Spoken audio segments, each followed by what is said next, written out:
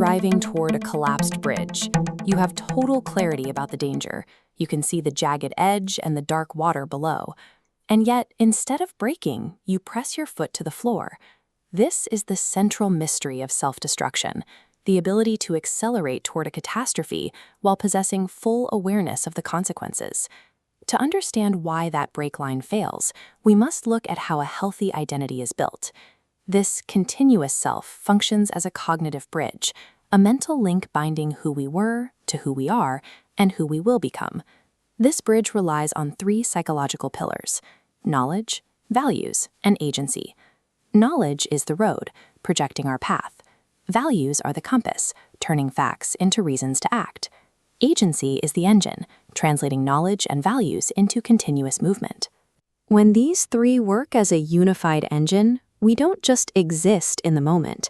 We inhabit a delicate, interlocking architecture designed to project our lives safely into the future. Addiction is a catastrophic failure of this architecture. It doesn't necessarily erase a person's intelligence or their moral beliefs. Instead, it shatters the structural connectivity between them. This creates inert knowledge. As seen in this diagram, data about consequences is stored in a neural silo, walled off from the decision-making centers. You know the bridge is out, but that knowing doesn't feel real. At the same time, your values are outcompeted. The immediate, high-decibel urgency of a substance overpowers the quieter signals of deep-seated values like family or health. This moral injury generates shame, and that shame becomes a primary driver for further use. This leads to a hijacking of agency. You experience the terror of watching your actions steered by an externalized force.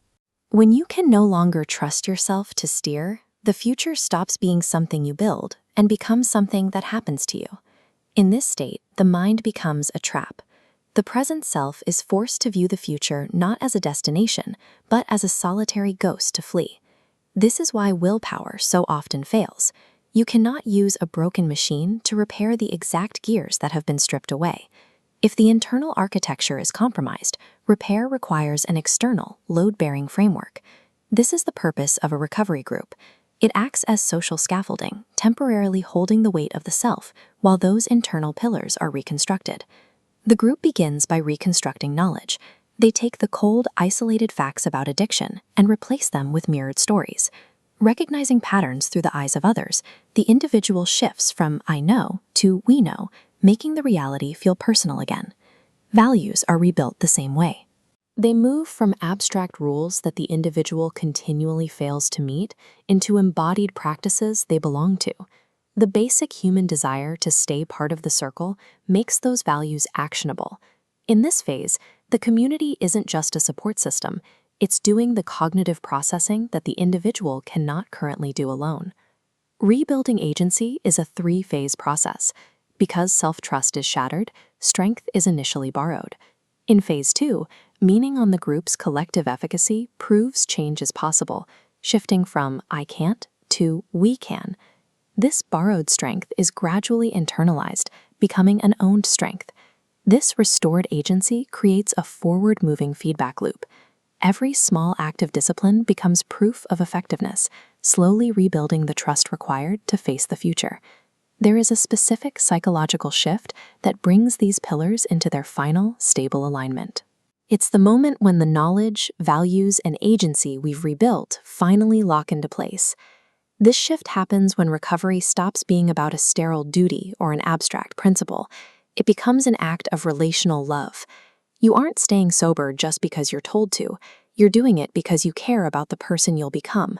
We stop seeing the consequences of our choices as data points on a clipboard and start seeing them as the lived experience of a friend. When the future self is vividly imagined as a real person, knowing becomes felt.